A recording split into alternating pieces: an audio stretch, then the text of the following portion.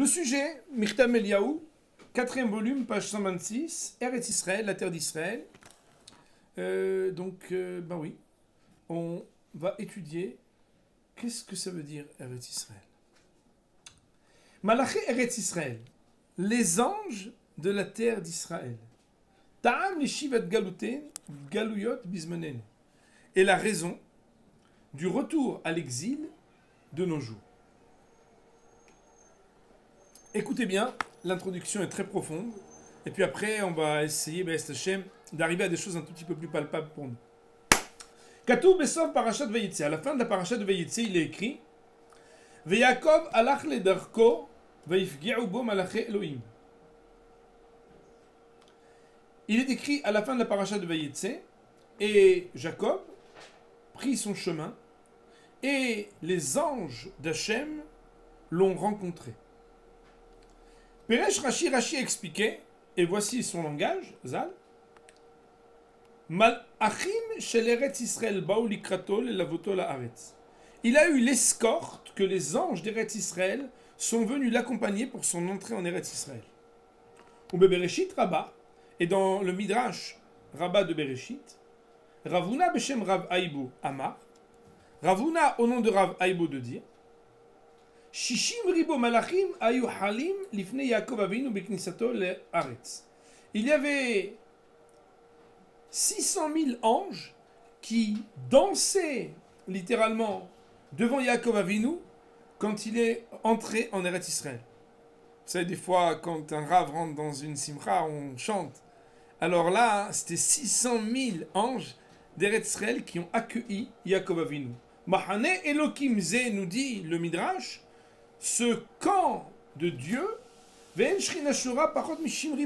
puisqu'on dit Mahane Elokim, eh bien, on ne peut pas parler de moins de 600 000. 600 000 anges pour accueillir Yaakov Avinu. Il nous dit le Rav, quelle est cette signification des anges d'Eretz Israël? Il y a les anges de Hutzala Haaretz et les anges d'Eretz Israël. Quelle différence? Pour cette question, il la laisse en suspens. Et nous abordons maintenant un deuxième paragraphe avec un autre élément très intéressant. Belel Shabbat, le soir du Shabbat, Anu Omrim Shalom Alechem Malaché Shalom. Nous saluons Shalom Alechem, paix sur vous, Malaché Shalom, ange de la paix. Maï Bchinat Malaché Shalom. Si on a posé la première question pour parler, qu'est-ce que c'est les anges d'Eretz Israël? Deuxième question, c'est quoi les anges de la paix? Il nous dit le Rav, la Shonzeh le Motzim Rak Pa'amachad Batanach. Si on regarde dans tout le Tanakh, c'est-à-dire la Torah, les Nevi'im, les Ketuvim, c'est-à-dire le Chumash, les prophètes et les hagiographes, on ne trouve qu'une seule fois le langage de Malacha Shalom dans les mots utilisés par Hachem. C'est quoi? En Herelim Tsa'aku Hutsa Malaché Shalom Mariv Kayun. On parle des Malaché Shalom, Mariv Kayun, qui vont pleurer d'amertume.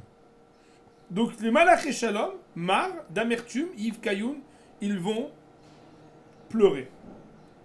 Ça veut dire quoi les Malaché Shalom qui vont pleurer d'amertume? Nous dit le Rav Bezoar Parashat Vayera. Pour comprendre cela, empruntez le commentaire du Zohar dans la Parashat de Vayera dont il donne la référence. Amrou Chachamim nous ont dit dans le Zohar, Malachin d'Avu Zeminin le Miachkam et de Yaakov. Il s'agit des anges qui s'étaient tenus debout devant Yaakov. Et pour lequel Akadosh Baruch Hu avait promis le shalom. Ce sont les anges qui sont Malaché Elokim, les anges de Dieu. Les anges de Dieu sont appelés les anges de Malaché Elokim. La traduction du Rav pour les mots du Zohar, puisque le Zohar, comme vous le savez, il est écrit en araméen, et que j'essaie de le traduire directement, mais le Rav le traduira mieux. C'est quoi Malachim shayu mezumanim lalechet lifnei Yaakov? C'était mêmes anges qui étaient devant Jacob. Ou biglalo iftiach laem akadosh baruch hu shlemut. Et par ces anges-là, alors akadosh baruch hu, il a promis à ces anges la shlemut, parce que Yaakov arrivait. Em anikraim malaché Shalom. Eux, ils s'appellent les malaché Shalom. Aresh malaché Eretz Israël, em malaché Shalom. Donc les anges d'Eretz Israël qui avaient accueilli Yaakov sont surnommés dans le Zohar être les Malaché Shalom. Donc bizarrement pour l'instant, on ne comprend pas plus que ça, mais on voit un pont entre l'appellation Malaché Shalom et l'appellation Malaché Eretz Israël. Les anges d'Eretz Israël ont à voir avec les anges de l'harmonie, les anges du Shalom. Bon, Révérend Botaï, si pour l'instant vous ne comprenez rien, c'est tout à fait normal. On est dans une introduction un peu profonde. On est en train de lier des concepts de Eretz Israël et de Shalom. Nous dit le Rav, Emet ve Shalom. Il est un lien entre deux concepts dans la Torah qui sont le Emet et le Shalom. C'est quoi? Yadoua. Il est très connu chez Midato shel Yaakov Avinu alav Shalom Midata Emet. Que l'attribut de Yaakov Avinu, de souvenir béni, c'est l'attribut de la vérité. Que Moshe Neymar, comme tout le monde connaît ce verset, Titen Emet le Yaakov. Qu'Akadosh Baruch Hu, il donne la vertu du Emet à Yaakov. Yaakov a la vertu de la vérité, de l'authenticité. Gamatzanu shemidato shalom. Mais on a aussi trouvé que Yaakov, sa qualité, c'est le shalom.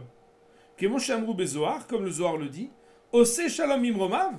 Quand on dit Ose shalom imromav, à qui faisons-nous allusion? Da Yaakov. C'est Yaakov Avinu. L'attribut de Yaakov, c'est le shalom. Dirtiv titen emet le Yaakov, urtiv ve'emet ve'shalom aevu. Parce qu'on dit que Akadosh Baruch Hu donne à Yaakov le Emet, mais il est aussi écrit Emet ve'shalom aevu. Il y a un amour qui lie le Emet, la vérité, et le Shalom, et la paix et l'harmonie. Des Emet ve'shalom kashir d'Abeda, nous dit le Zohar, écoutez bien, car le Emet, la vérité, et le Shalom sont attachés l'un à l'autre.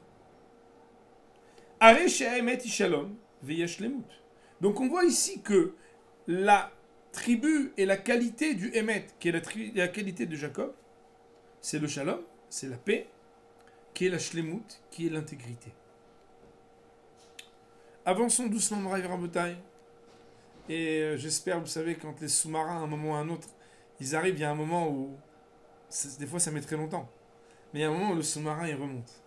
Donc pour l'instant, je sais qu'on est un petit peu en mode sous-marin, mais ben, Hachem, on a encore quelque chose à voir avant de pouvoir comprendre. Et ainsi, de plus, il est écrit dans le Zohar,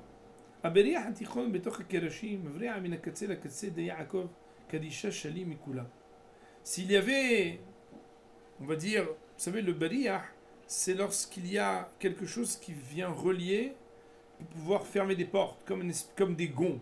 S'il y avait un gond qui était intermédiaire entre les planches, qui va du haut jusqu'en bas pour faire joindre les planches, c'est représenté par Yaakov Avinu.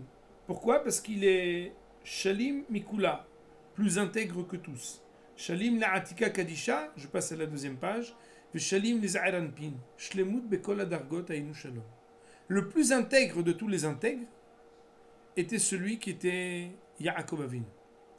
Lama Nikra Shlemut Shalom. Pourquoi l'intégrité, la complétude se nomme Shalom? Shlemut, Shalom. Shalom veut dire la paix. Et pourtant, Shlemut veut dire l'intégrité, la complétude, le fait de ne manquer de rien. Il dit le Rav, et ça c'est un grand secret, je pense qu'il peut ouvrir beaucoup de cœurs. Il nous dit le Rav qui a nekuda pnimit shel emet balev, car le point profond d'authenticité qui est dans le cœur de chacun, que chez Zoché Adam l'archiva ou les pateha, lorsque l'homme arrive à l'élargir, à la développer, cette nekuda, ce point, imashlima et akol, elle se répand et elle intègre littéralement l'intégralité de ce qu'il est. Autrement dit, il y a un point, si je puis m'exprimer ainsi en utilisant le français, il y a un point d'intégrité à l'intérieur du cœur de chacun. Il y a quelque chose de la shlemut qui est petit, qui est le Emet qui est dans le cœur. D'ailleurs, le Rav Dessler, pour ceux qui ont déjà étudié le Mabat à Emet, dans le premier tome, dans le premier volume, il explique qu'il y a toujours une difficulté à savoir comment est-ce qu'on peut prétendre à l'objectivité, alors que finalement, on est tous subjectifs. On est tous sujets, de par là où on a grandi, de par notre culture, de par notre éducation, de par nos amitiés, de par toutes sortes de choses, à être confrontés à notre difficulté à l'objectivité. Comment est-ce qu'on peut essayer d'être un homme intègre et honnête alors que de toute façon, on est, qu'on le veuille ou non, déjà corrompu. Il y a un des élèves qui écoute le chiour, avec qui on a pu étudier ça, pas dire en long, en large et en travers, mais de manière très précise. Et on était arrivé à dire que c'est parce qu'il reste toujours dans le cœur de l'homme un échantillon de vérité qui peut jamais être touché. Et d'ailleurs, le Shla Kadosh, il nous dit quelque chose, Morav Rabotai, c'est que la vraie vérité, au fond de nous, on la connaît toujours. Seulement, comme on le sait, c'est d'ailleurs pour ça qu'on ne supporte pas les gens qui nous disent la vérité, parce qu'ils nous remettent en question, et que ça fait tellement mal d'entendre la vérité. Mais c'est surtout qu'il existe un petit échantillon. Il nous dit le Rav, cet échantillon, il est magique. Pourquoi?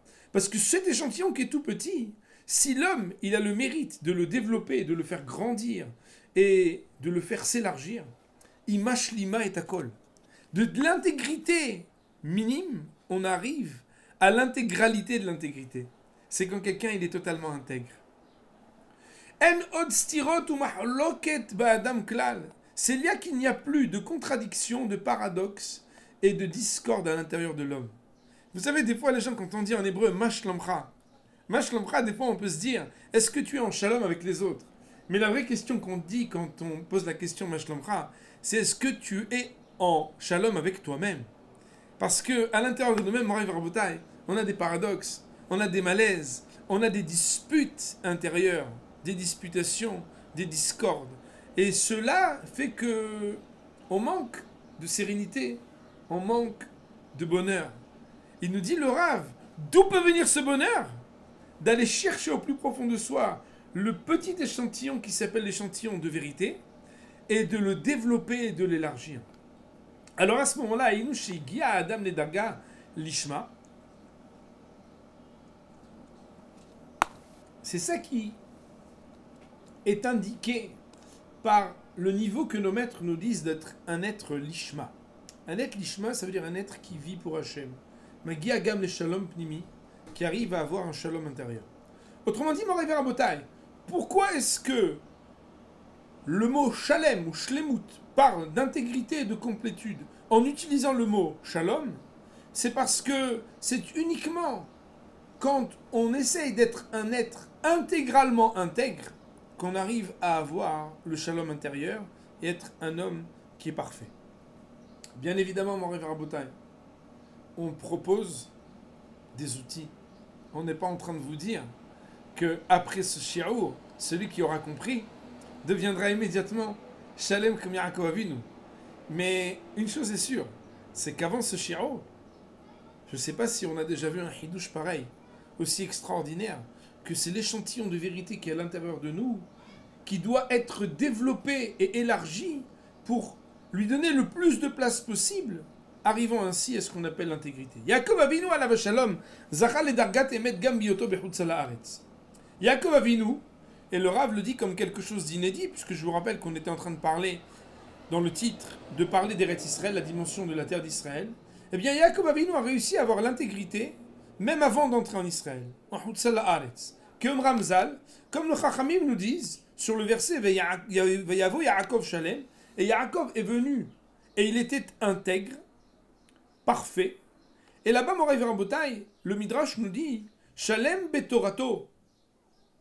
Il était parfait et intègre dans sa Torah. Écoutez bien ce qui est écrit. Shelo shachach talmudo bevet Lavan. Il n'avait rien oublié de la Torah qu'il avait appris dans la maison de Lavan.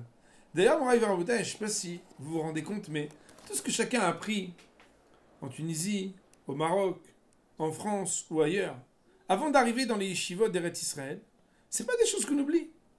Et il y a, oui, une valeur à cette Torah qu'on a appris où qu'on ne se soit trouvé. D'ailleurs, j'ai l'habitude de dire à mes talmidim, à mes élèves, qu'on n'a pas tellement besoin pour démontrer la grandeur d'Akadosh Baruch Hu de grandes démonstrations mathématiques. Si on regarde l'histoire de la bibliographie des livres qui ont été écrits en Algérie, au Maroc, en Espagne, en Turquie, en Europe de l'Est, dans le monde entier, dans toutes les époques, des Juifs ont écrit des Sfarim et ont développé un rapport à la Torah qui était digne de l'intégrité, eh bien Yaakov Avinu, il avait l'intégrité. il avait une très grande hauteur dans sa Torah avant même d'être rentré en Eretz Israël, parce qu'il n'avait rien laissé et rien oublié de la Torah qu'il avait appris chez Lavan. Ve'amrou zal, et nos Chachamim nous ont dit Emet, c'est Torah. Quand on parle de Emet, eh bien c'est la Torah. D'ailleurs, vous savez, mon Rav Rabotai, j'ai avec un de nos amis qui nous écoute des échanges où on aime bien parler des correspondances de la vérité qui est dans la Torah, qui parfois se retrouve être complètement redécouverte, des fois 100 ans, des fois 1000 ans, des fois 2000 ans plus tard que le Sinaï, dans les recherches de la science, de la physique et autres. Mais dans la Torah, au lieu d'avoir à attendre, on peut aborder directement le Emet, parce que Kadosh Baruch Hu, il a donné ce Emet. En tout cas, on voit que Yaakov, avant même de rentrer en Israël, il était déjà intègre dans sa Torah. Vechen Amrouzal, et aussi nos Hachamim nous ont dit, Al, sur le verset qui dit Im Lavan Garti, avec Lavan j'ai habité, et à nos élèves à qui je fais un clin d'œil, on avait appris que Garti c'est les mêmes lettres que Tavresh Yud Gimel. Nos Hachamim nous disent Im Lavan Garti ve Tariag Mitzvot Shamarti. Avec Lavan j'ai habité, et les 613 mitzvot, j'ai gardé. Pourquoi? Parce que Garti, c'est la valeur numérique de 613. Yaakov Avinu donc était intègre. Aresh Shamar al midata emet ben be'asagad ben be'maïse. Non seulement Yaakov Avinu avait dans sa perception et sa conception gardé un accès intègre et intégral à la vérité, mais aussi dans ses actions. Parce qu'il n'avait pas seulement gardé la Torah, mais il avait aussi gardé les mitzvot. Ou mikol makom. Quoi qu'il en soit, néanmoins, malgré le fait qu'il était arrivé à un niveau tellement grand de la Torah en Chutz Haaretz, le midat ha'emet b'shlemuta zacharak b'shuvo le'eretz Israël. L'intégrité de la Torah, il n'y a eu accès qu'en Israël. Shenemar vayavo Yaakov shalem ir shechem asher be'eretz Kenaan bebo mipadan Aram. Parce que ce verset qui mentionne qu'il était Shalem, il nous raconte que dans son histoire, il avait gardé de l'intégrité.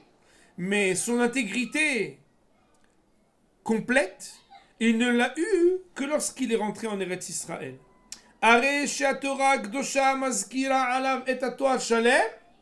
Voilà que la Torah ne lui donne le qualificatif de Shalem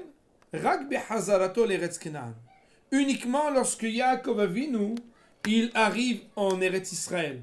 Je vous rappelle que Eretz Kenaan, c'est le surnom de Eretz Israël. Bechinat Eretz Israël yashlemut shel dargat lishma. La dimension de l'intégrité, elle ne peut être que lorsqu'on arrive à un niveau qui est en Eretz Israël, Bechinat Shalom, une dimension qui s'appelle le Shalom. Autrement dit, le Rav nous dit que c'est bizarre, et il va falloir l'expliquer. Il y a quelque chose de plus qui se passe quand on arrive en Eretz Israël, même lorsqu'on a été un bon juif en Chutz Haaretz. Et d'ailleurs, Moraï Verabotai, c'est très difficile, parce que à notre niveau, vous savez, on apprécie notre histoire, et on sait voir combien les communautés qui sont en Chutz Haaretz s'investissent pour garder un niveau d'études, pour garder un niveau de pratique. Et des fois, les gens se posent la question, mais alors pourquoi la Aliyah? Qu'est-ce qui se passe de plus en Eretz Israël? Qu'y a-t-il de mieux en Eretz Israël? Alors, le Rav nous apprend d'abord qu'il faut avoir des références. La première référence, elle est simple. C'est que Yaakov, l'homme qui était l'homme de la perfection, malgré son niveau de perfectionnement en Chutz Haaretz, il y a quelque chose qui s'est passé au niveau de la douane, au niveau des anges, au niveau de la shlemut et du shalom, c'est qu'à la frontière entre Chutz Haaretz et Eretz Israël, il fallait que quelque chose se passe pour qu'il accède à quelque chose de plus qu'il ne pouvait pas avoir et un niveau qu'il ne pouvait pas atteindre en Chutz Haaretz. Il nous dit le Rav. Et là, il fait une petite digression sur un midrash très connu. Et d'ailleurs, je remercie Hachem parce que la lecture que le Rav avait faite, une fois, à cause d'une question que j'avais eue, je m'étais proposé de réfléchir à cette idée et voir la réponse ici, c'est quelque chose qui m'a beaucoup éclairé. Vous savez, Moraï Rabotai, que quand Akadosh Baruch Hu, il a voulu créer l'homme, pas toutes les forces dans le ciel ont été d'accord. Et nous allons traiter justement de ce midrash. Itnagdut lebriat haolam. la confrontation et la dispute au sujet de la création du monde. Kevan, Shebechinat Eretz Israël imidat Shalom. Puisque Eretz Israël, c'est l'attribut du Shalom, de l'intégrité et de l'harmonie, Mouvan, chez Malach Eretz Israël et Malach Shalom. On comprend alors que les anges d'Israël sont les anges du Shalom. Parce qu'on a dit que le Shalom, c'est le Shlemut, c'est l'intégrité. Et les anges de l'endroit où on peut arriver à l'intégrité, c'est normal que ce soit les anges du Shalom. Mais ce concept de Malach Shalom, si on brose, si on cherche, et bien évidemment, pour le faire, le Rav Dessler a cette connaissance extraordinaire et monumentale de pouvoir chercher dans tous les Sfarim. Il nous dit on a trouvé ce concept de Malach Shalom, pas seulement lorsqu'on parle de Yaakov Avinu lorsqu'il rentre en Eretz Israël, tel que le Zohar l'a dit, mais aussi au moment de la création de l'homme et du monde. Gam Beshat Briat Adam qui est livré à Midrash. Pourquoi? Et là, Moray Varabotai, un des grands classiques du Midrash Rabbah, que tout le monde doit connaître, nos Chachamim nous disent Besha'a Sheba Akadosh Baruch Hu livrot et Adam Arishon, lorsqu'Akadosh Baruch Hu est venu à créer le premier homme, Na'asu Malacha Asharet Kitim Kitim, Haburot Haburot. Les anges se sont regroupés en groupes et en groupuscules. Haburot.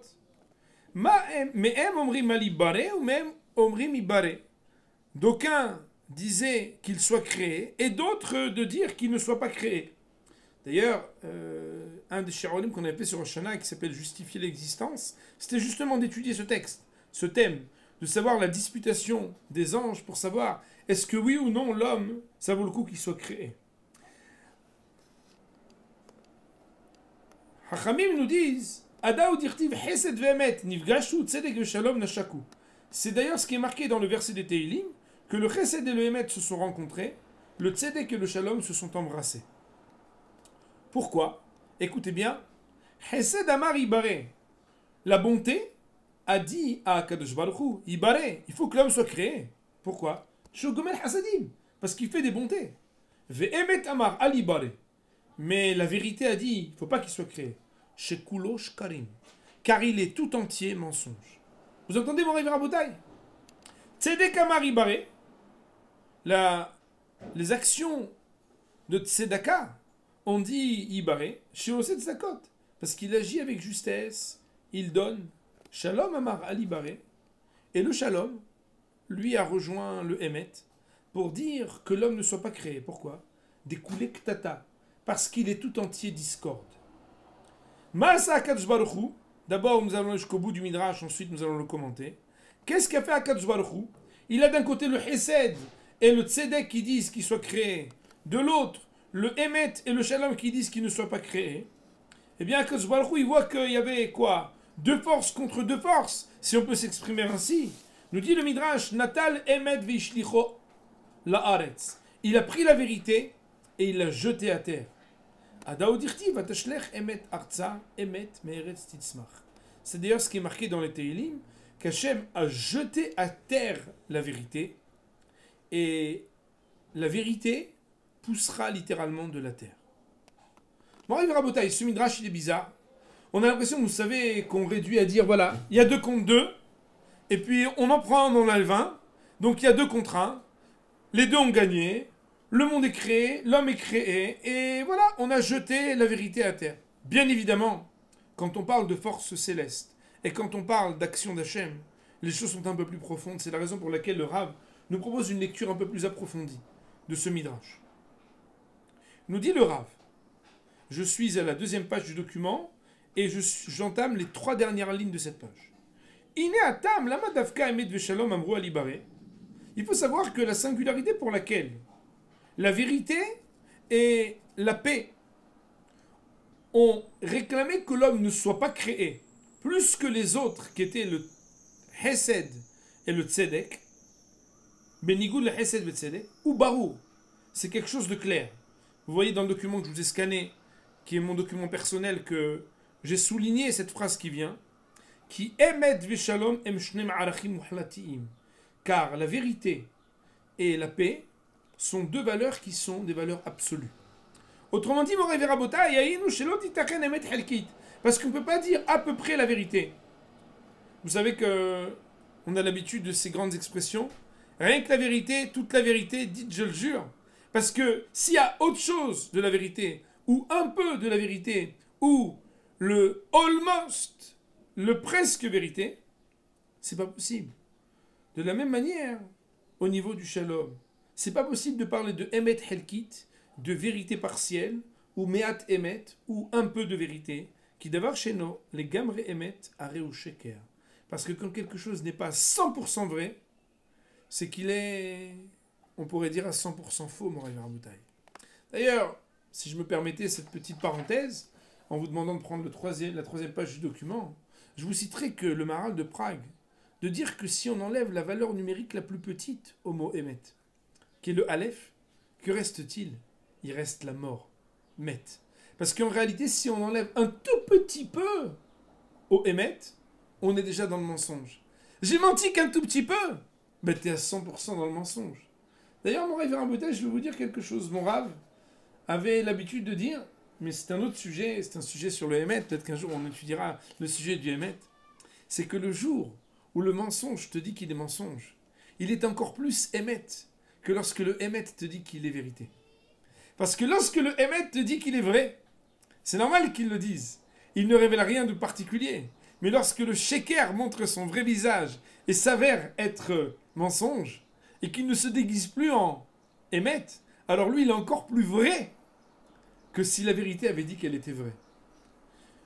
D'ailleurs, vous savez bien que quand on dénonce et quand on découvre que quelqu'un avait menti, on a, comme malgré la tristesse et la déception d'avoir été trompé, le soulagement de connaître la vérité. C'était une petite parenthèse. Il dit le Rav Vechen Shalom, de la même manière la paix, elle ne peut pas être partielle, la paix, elle réclame l'intégrité et l'intégralité.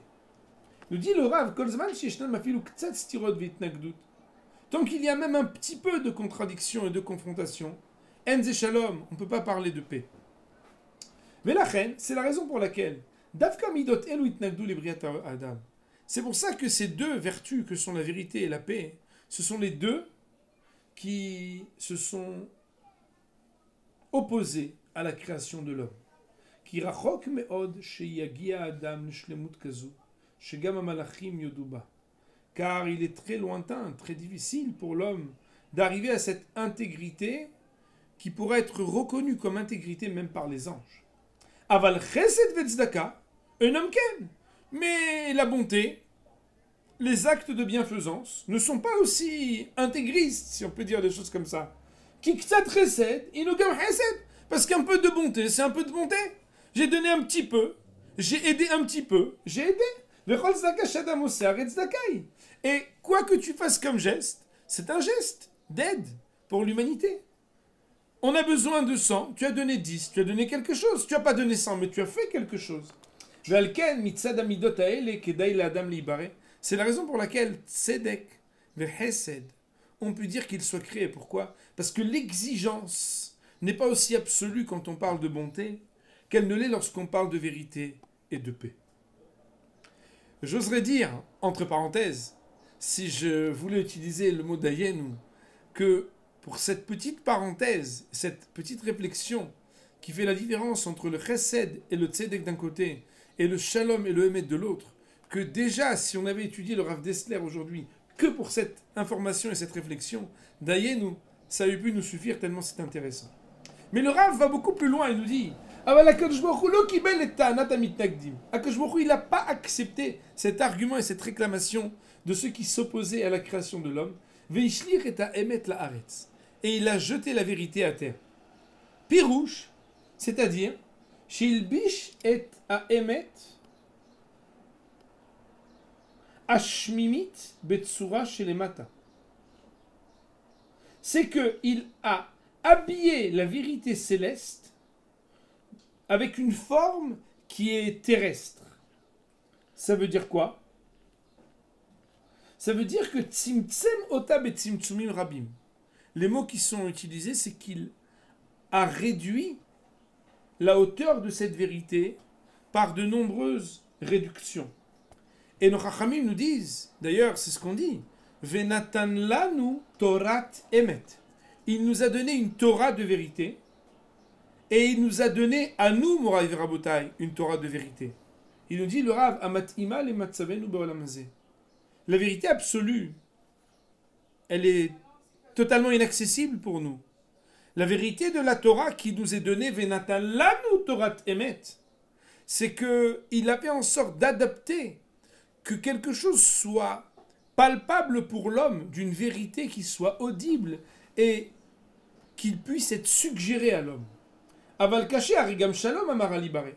Donc on voit que, oui, il a pris la vérité, l'a jetée à terre, c'est lui enlever sa hauteur pour l'adapter, pour lui donner une dimension qui soit palpable et saisissable pour l'homme.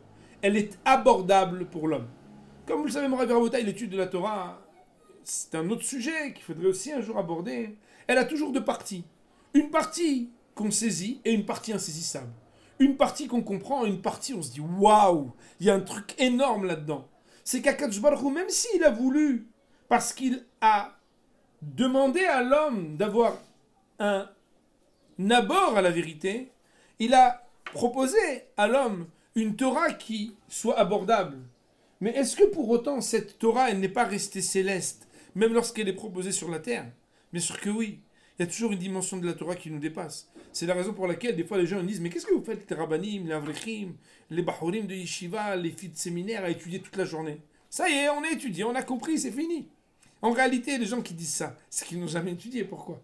Parce que dès qu'on étudie un sujet, quoi que tu en comprennes, tu comprends que finalement, ce que tu n'as pas compris du sujet par rapport à ce qui te fait jubiler de ce que tu as compris, c'est beaucoup plus grand. Et la dimension qui reste shmimite, céleste, par rapport à la dimension qui a été faite terrestre, par ton effort et ton investissement et ta compréhension, elle est toujours disproportionnée.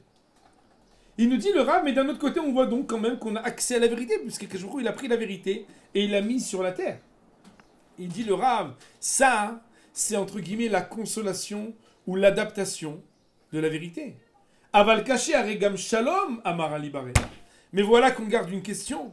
Parce que le shalom aussi s'est opposé. La paix aussi s'est opposée à la création de l'homme. Comment est-ce qu'il a écarté cette réclamation? Comment est-ce qu'il a consolé la paix? Comment est-ce qu'il a fait que cet argument qui a été énoncé dans le ciel à Kadosh Baruch Hu pour dire qu'il ne soit pas créé parce qu'il est tout entier discorde, il a pu être consolé? Et là, à Biourou, seulement l'explication elle est. Écoutez bien mon Rav Rabotai, je pense que c'est une idée et un outil qui peut être une grande clé dans la vie. C'est qu'à partir du moment où il y a de la vérité dans ce bas monde, il peut aussi y avoir la paix. Parce que la discorde, c'est l'enfant du mensonge. Il ne peut pas y avoir de discorde et de problème de paix s'il n'y a pas au préalable un problème de mensonge. Bien évidemment, on arrivera à des peurs des malentendus. Mais des malentendus, c'est aussi un mensonge sur les conventions du langage ou sur la manière avec laquelle on a fixé comment est-ce qu'on doit se parler. Et le Rav nous dit d'ailleurs, il y a un chapitre qui s'appelle Alma Dekshot. Avançons pour essayer de terminer notre chapitre. Et chaque fois qu'il y a la demande de vérité, c'est-à-dire qu'on est en recherche de la vérité, même quand il y a dispute, s'il y a dispute mais il y a recherche de vérité, à la fin il y aura Sofa, sa fin sera Shalom Hiba Vereut. La paix, l'attachement et l'amitié. Que moi j'ai Amrou, comme c'est marqué, Et Ve'av Besoufa, que si. Alors bon, il ne faut pas regarder le verset uniquement, puisque le Rav nous ramène la Gemara dans Kiddushin. Afilou Ha'av Ubno, même un père et un fils. Un Rav et Talmido, un Rav et un élève. Sheoskim Batorah, qui s'investissent de l'étude de la Torah. Venaasu Oivim Zelazé, et qui se transforment parfois en ennemis l'un de l'autre. Vous avez déjà vu dans un Betamidrash, quand on étudie, des fois les gens me disent « Oh là là, calmez-vous un peu là, qu'est-ce qui vous arrive ?» On s'énerve et on s'excite, et des fois on est comme des ennemis l'un de l'autre. Enam zazim misham. Ils ne bougeront pas de là-bas. Ad shena'asim oavim zelazé. Jusqu'à ce qu'ils ne se transforment être l'aimant l'un de l'autre. D'ailleurs, je ferai remarquer que quand on est d'abord Oyev et après on est Oev, on retrouve que ce qui nous lie, c'est d'avoir les deux lettres Yud-Ke, qui sont les lettres de la présence divine. La disputation dans l'étude de la Torah, c'est ce qui permet à la fin d'arriver à avoir le shalom et l'amour. Et d'ailleurs, vous savez, on connaît tous l'histoire de Resh Lakish et Rabbi Yochanan, puisque quand Resh Lakish est décédé, alors Rabbi Yochanan pleurait, et quand on lui a proposé une très bonne havruta à la place, un très bon ami d'études, alors là, il a dit, mais lui, celui que vous m'avez amené maintenant, il est excellent, mais il n'amène que des preuves à ce que je dis. Alors que Resh Lakish, chaque fois que je prononçais une phrase, il amenait des preuves contre moi.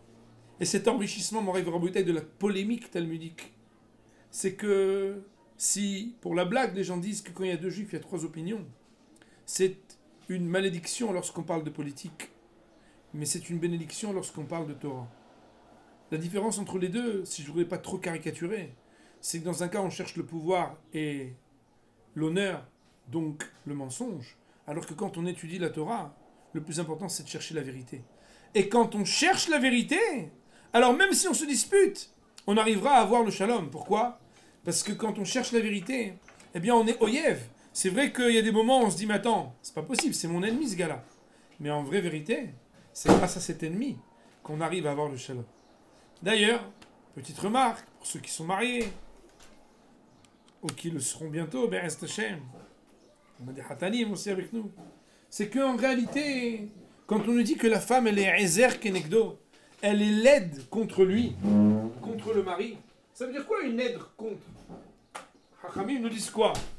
Si c'est une aide, c'est pas contre, c'est avec. Et si c'est contre, c'est que c'est un ennemi. Eh bien, le commentaire de Rashi, magnifique. Im zacha, s'il a le mérite, c'est une aide pour lui. Im lo zacha, s'il n'a pas de mérite, alors elle sera contre lui. Et une fois, j'avais entendu d'un cours qui avait été donné d'ailleurs par un rave de Paris, le rave Lederbergien, qui avait dit que zacha, ça vient pas du mot zchut, ça vient du mot zach. S'il est pur, alors sa femme sera une aide pour lui. Sous-entendu, même si des fois c'est dur d'entendre les vérités, parce qu'une épouse, ben, des fois quand elle dit des choses, moi j'appelle ça le miroir grossissant des points noirs que personne ne voit.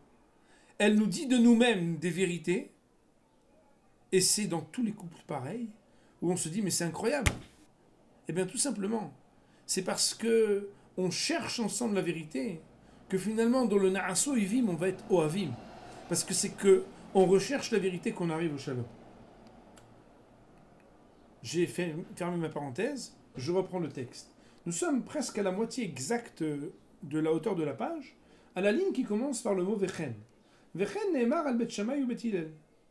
Et il est ainsi dit à propos de Bet Shammai et de Bet Hillel, Shenechleku bedvarim hamurim meod, qui ont été en dispute et en discussion sur des sujets qui étaient gravissimes.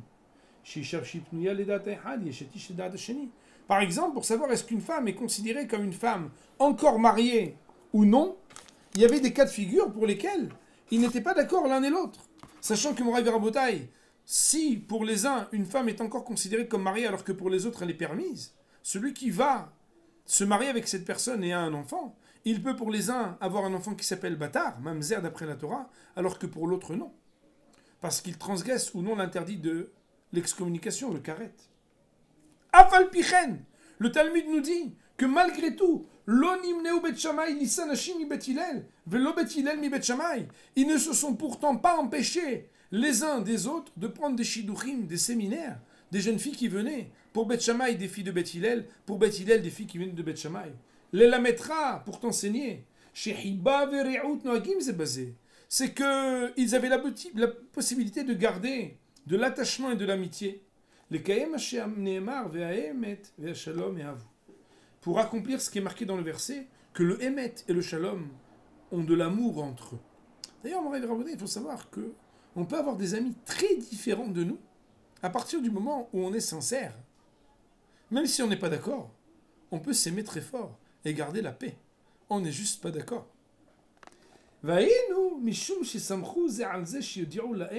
C'est tout simplement parce qu'ils étaient certains de pouvoir compter les uns sur les autres, de savoir, est-ce que d'après toi, c'est permis ou d'après moi, c'est pas permis. On voit donc que le Emet et le Shalom sont dépendants l'un de l'autre. S'il y a le Emet, il y aura le Shalom. Il dit le Rav,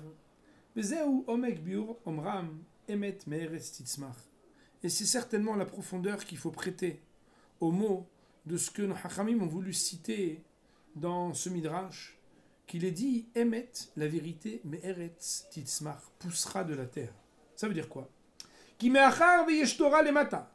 Parce qu'à partir du moment où il y a la Torah ici-bas, sauf Titzmach mise Emet, en fin de compte, c'est une question de temps et de sincérité.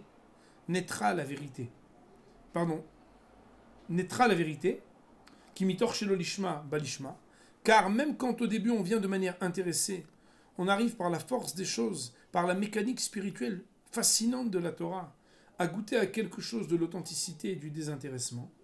Daïnou shlemut, c'est-à-dire d'arriver à l'intégrité. Vous savez bien, il y a des gens qui viennent à la synagogue, qui viennent à un cours de Torah de manière très intéressée. Et à un moment ou à un autre, vous savez, la Torah, elle les charme. Et la Torah, elle leur parle à quelque chose de très personnel. Vous savez, souvent, quand on étudie, il y a des fois des gens qui disent vous parlez pour moi, là, vous êtes au courant que... On est au courant de rien du tout. C'est la Torah qui parle toute seule. Elle nous parle à chacun d'entre nous de nos problèmes, de vérité. Elle nous remet en question, elle nous fait avancer. C'est la raison pour laquelle, à partir du moment où la vérité, elle pousse, parce qu'on a un rapport à la Torah, il n'y a plus de problème de shalom. Et les anges du shalom sont d'accord. C'est la raison pour laquelle les anges de la paix, il est marqué dans le verset qu'on a cité tout à l'heure, qu'ils pleuraient l'amertume. Je ne sais pas si vous vous rappelez, au début de notre shiur, on a dit que Malaché Shalom, Yiv Kayun Mar Yiv Kayun. Comment Shenemar, Malaché Shalom Mar Yiv Kayun. Vayen Bechgiga, et la Gemara dans Chagiga d'expliquer, Shezaya al-Khurban Bet Amikdash Vegalot Israël Ma'al-Artsam. Ils ont pleuré les anges parce qu'il n'y avait plus de Bet Amikdash et parce que les Bnei Israël ont dû être exilés sur leur terre. Pourquoi? C'est quoi le concept de l'exil? Le concept de l'exil, c'est que le peuple d'Israël se retrouve être sous l'influence des princes des nations. Les princes, ça ne veut pas dire les princes, les dirigeants uniquement physiques, les dirigeants humains, mais même les forces spirituelles des nations. Aïnou, c'est-à-dire, c'est que quand on travaille dans l'exil, quand on essaye de servir Hachem dans l'exil, c'est une manière qui est toujours un peu intéressée. D'arriver à être totalement désintéressé de tout, c'est très difficile. C'est ça la destruction spirituelle du temple. C'est que la présence divine, elle est exilée. C'est uniquement, vous savez, ce dont on a parlé tout à l'heure, le petit échantillon de vérité qui est dans le cœur de chaque juif, qui peut persister. Malgré tout ce que sont les empêchements de ce qui se passe à l'extérieur d'Israël, dans l'exil, et toutes les impuretés, c'est le lien qu'on a d'avoir un petit Eretz Israël dans le cœur. Il nous dit le Rav, on a quelque chose de l'authenticité d'Eretz Israël dans le cœur de chaque juif, même quand on est en Galout. C'est la promesse que Akadosh Baruch Hu n'anéantira jamais le peuple d'Israël, ne permettra jamais à personne de l'anéantir. C'est qu'il y a quelque chose sur le plan rouhanite, sur le plan spirituel, qui ne dépérira jamais dans le cœur de chaque juif. Ce petit échantillon de vérité, qui est quelque chose, qui est comme un échantillon de la Shrina Begaluta, elle reste dans le cœur de chaque juif, où qu'il soit. D'ailleurs, Moraï Berabotai, vous savez, je vous dis la vérité, l'inspiration de tous ces juifs que nous avons été, que nos parents ont été, que nos grands-parents ont été, pour rester des bons juifs dans la galoute, malgré toutes les tornades, et les tempêtes, et les vents d'assimilation. Et, Moraï Berabotai, tout le monde connaît l'histoire du Ham Israël, je n'ai pas besoin de rentrer dans les détails. Aujourd'hui, moi, je vous parle de Yerushalayim, on est dans la crème de la crème du luxe de la vie juive aujourd'hui. on est réunis, on peut être en Eretz Israël, on peut accomplir les mitzvot, mais comment les gens ont survécu? Comment ils ont fait? En Algérie, au Maroc, en Tunisie, en Europe, ils étaient là-bas, il n'y avait plus rien de judéité, si ce n'est cet échantillon qui était dans le cœur. Cet échantillon-là, il est un petit quelque chose d'Eretz Israël de la Kedusha qui n'a jamais été touché. Et là, nous allons étudier le dernier petit paragraphe avec quelques minutes de retard. Alors, un petit truc, ça, il avait l'habitude de dire c'était un retard prévu. Parce que bon, en réalité, c'était un peu dur de faire rentrer autant de paragraphes avec tellement d'explications dans si peu de temps. Mais Béaz Hachem, on va quand même, d'ici quelques minutes, devoir de toute façon terminer avec ce paragraphe, avoir une chute pour nous parler de Ikveta Dimshiha, de la fin des temps. C'est-à-dire la période qu'on peut être certain d'être en train de vivre, même si on n'est pas ni dans la datation, ni dans la prophétisation. Mais non, on va lire les mots du Rav.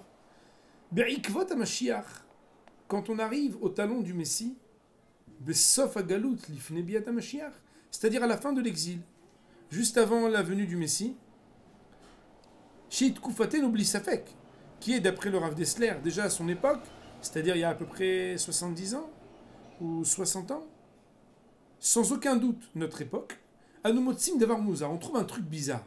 Et d'ailleurs, mon rêve Rabotai, bon, le mot Mouzar et le mot bizarre, ils sonnent bien en français et en hébreu. Ce truc bizarre, tout le monde le ressent quand il vient en Israël, c'est que on a l'impression d'être confronté au meilleur et en même temps au pire. Il nous dit le Rav dans ces mots, écoutez bien, Ikaro shel am Israël mibhinat lomde Torah v'anshe maaseh nimtza beret Israël. L'essentiel du peuple d'Israël, quand on parle de l'étude de la Torah, des yeshivot, des grands hommes d'action, se trouve en Eretz Israël. Incontestablement, le redéveloppement après la Shoah, lorsqu'il y a le retour des Bnei Israël en Eretz Israël, avec tout ce qui se fait, c'est ici que se passe la Torah. C'est ici qu'il y a le centre des mitzvot. Avaleu matzot, mais en contrepartie, à contrario, mikama b'chinot, sur différents points, gavar korasitra achaberet Israël arbeyoter mi beshar aratzot kayadoua.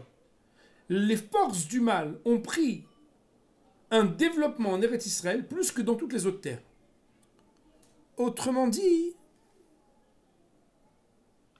il y a quelque chose de particulier, c'est que en Eretz Israël, on peut trouver le meilleur, et bizarrement, malheureusement, on a l'impression qu'on peut aussi voir le pire. Ouzé. Comment est-ce qu'on peut comprendre une chose pareille? Il nous dit le Rav, et là, ou. L'idée, elle est la suivante. Ce paradoxe, cette contradiction, entre d'un côté, voir quelque chose du meilleur, et en même temps constater qu'il y a quelque chose qui ressemble à être le pire, Shanekuda apnimit nitkatna, ad kedekach ad shekashe lagia ela klal imlo beret Israël. C'est que dans l'histoire du Ham Israël, ce petit échantillon, il n'a fait que se réduire. Et il s'est réduit tellement qu'Akadosh Baruch Hu, il a constaté que c'était presque plus possible du tout d'arriver à développer cet échantillon pour le faire grandir, comme on a dit tout à l'heure, et s'intégrer dans l'intégralité de l'être juif à l'extérieur d'Israël, mais uniquement en Eretz Israël. Aranu margishim bechouch. D'ailleurs, nous le ressentons, que la capacité d'intégrer à l'intérieur de son cœur la vérité, Nekudat Lishma, Shiikar Avodat Amusa, qui est l'essentiel du travail de la morale, c'est beaucoup plus facile d'y accéder quand on est en Eretz Israël. On a une confrontation à l'existence qui nous impose d'intégrer des choses au niveau de notre accès à la vérité, qui n'est pas imposé de la même manière en Chutz La'aretz. Même dans les endroits qui sont les mieux entourés, dans les villes de religieux, dans les endroits où il y a des Bate Midrash, là où il y a des Rabbanim, là où il y a la Torah, malgré tout, Chutz La'aretz, il y a quelque chose qui fait qu'il y a un plafond qui ne peut pas être dépassé.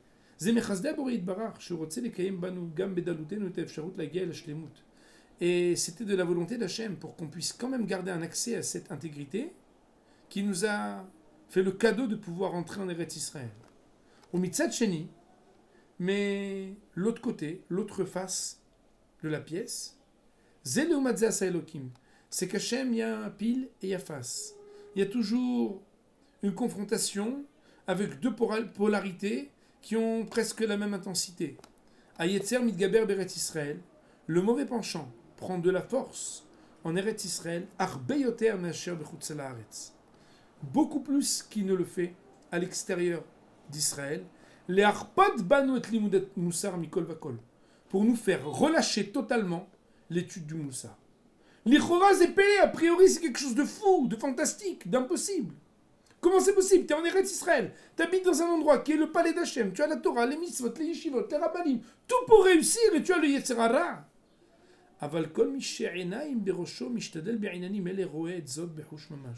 Mais tout celui qui est bien lucide, il ne se ment pas, il voit que c'est comme ça que les choses se passent. Celui qui existe, il existe jusqu'au bout.